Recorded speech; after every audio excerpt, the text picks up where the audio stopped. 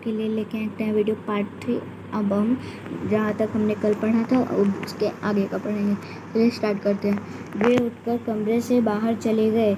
दूसरे दिन उन्होंने अपने बेटे को बुलाकर कहा, पिछली बार भेड़ों के बाल उतारकर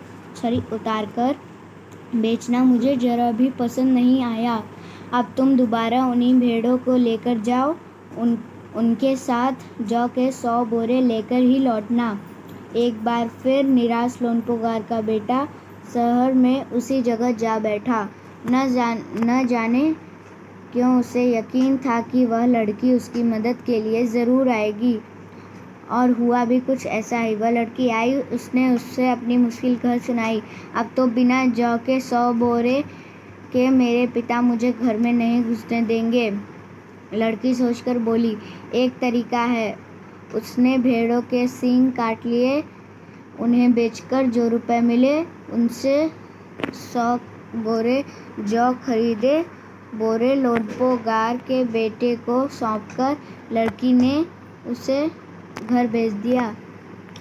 भेड़ें और जौ के बोरे पिता के हवाले करते हुए लोनपोगार का बेटा खुश हुआ। उसने विजयी भाव से सारी कहानी कह सुनाई। सुनकर लोनपोगार बोले, उस लड़की से कहो कि हमें 9 हाथ लंबी राख की रस्सी बनाकर दे। उनके बेटे ने लड़की के पास जाकर पिता का संदेशा दोहरा दिया।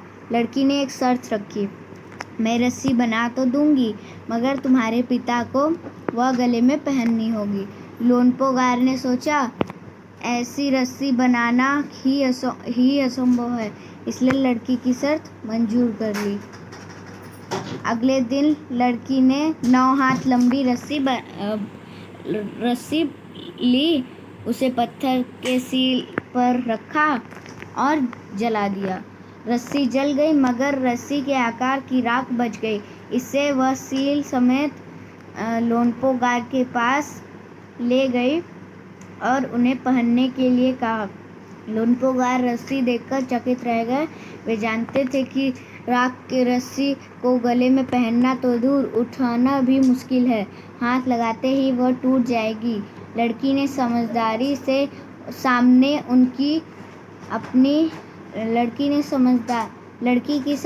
के सामने उनकी चालाकी नहीं धरी रह गई।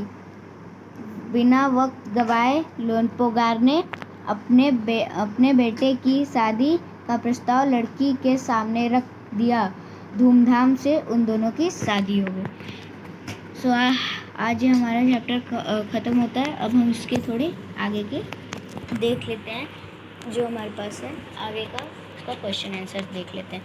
कल हमने सिर्फ इसके शब्दार्थ किए थे।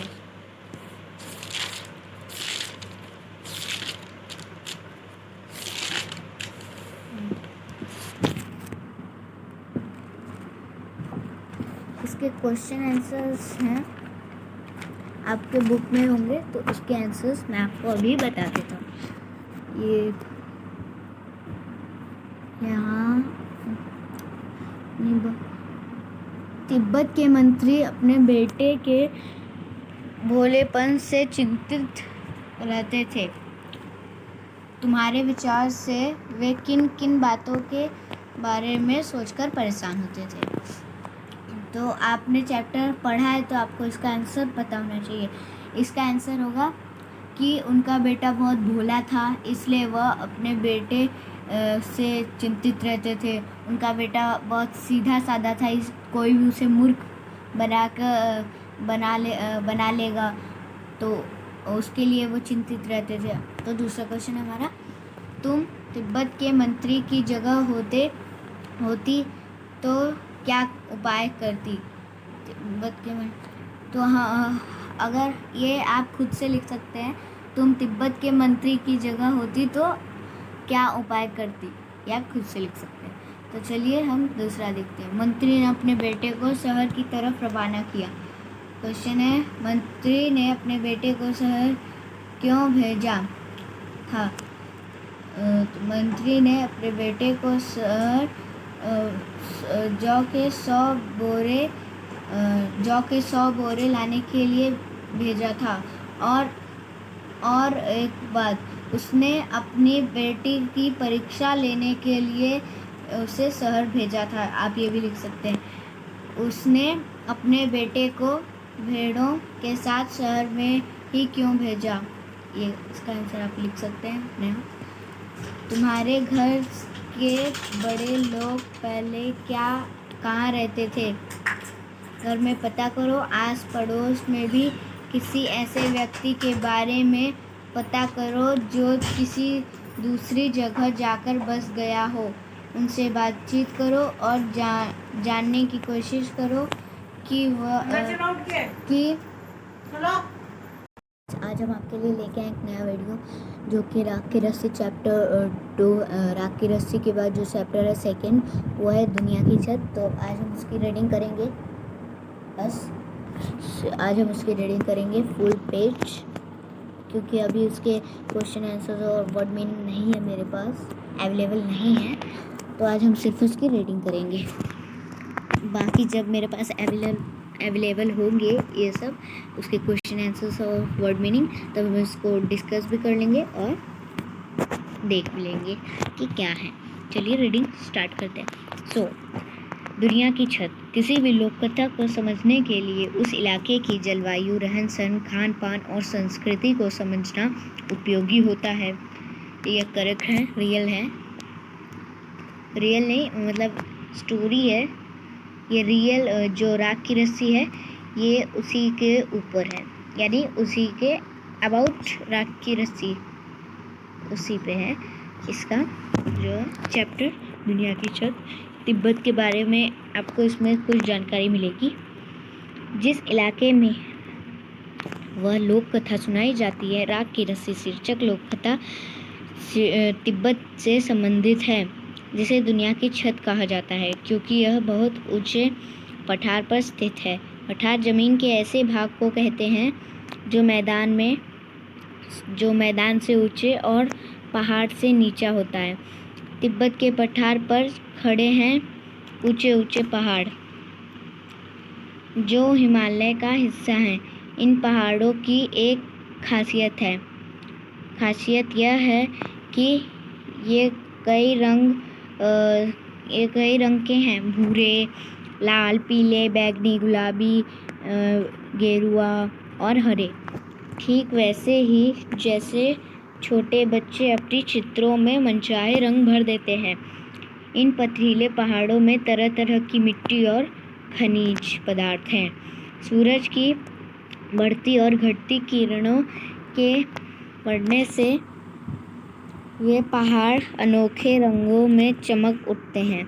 तिब्बत की हवा में नमी बहुत कम होती है। ये हमने कल ही राख की रस्सी चैप्टर में डिस्कस किया था, और जब मैंने वर्ड मीनिंग और थोड़े जो उसके बारे में जो जानकारी थी, यानी इन्फॉर्मेशन आप इंग्लिश में उसे बोल सकते हैं, जब बताए थे तो उसमें ये था।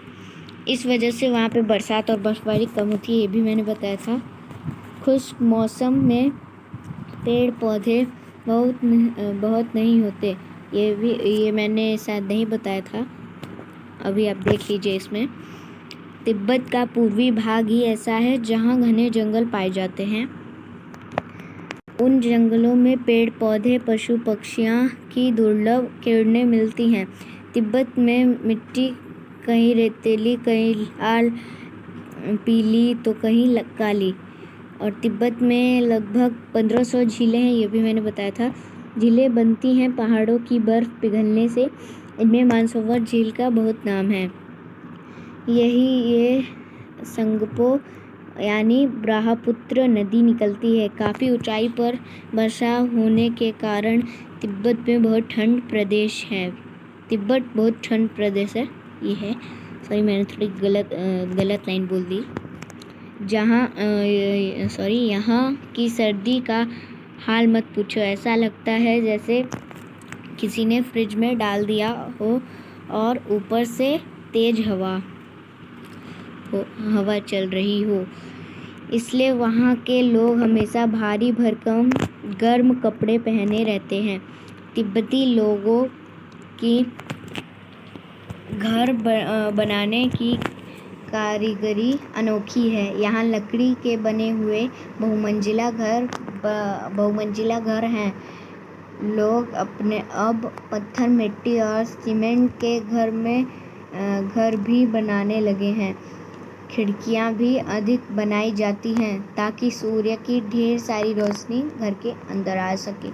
भूकंप से बचाव के लिए दीवारें अंदर की ओर थोड़ा झुकी हुई होती हैं। तिब्बत का सभी बड़ा शहर है ल्हासा, जो कि 3650 मीटर की ऊंचाई पर स्थित है होने के कारण यह दुनिया का सबसे ऊंचा शहर माना जाता है। कपड़ों तथा खाने पीने के लिए यहाँ बाजार बहुत प्रसिद्ध हैं। ल्हासा को तिब्बतियों का दिल माना जाता है। एक सेकंड, नीचे का थोड़ा फाइल अपलोड होने दीजिए, तब तक हम आगे का देख लेते हैं। अपलोड होती है तब तक चलिए।